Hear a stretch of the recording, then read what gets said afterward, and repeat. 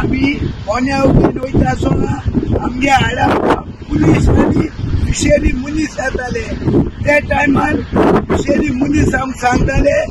5 kilometre आत कायदो सारको जातो आनी आमच्या बोटीचे कालर येलो आलो ते देखून वायट करून लायले आनी आमकां ते म्हणटाले तेंचे बराबर बोट देखून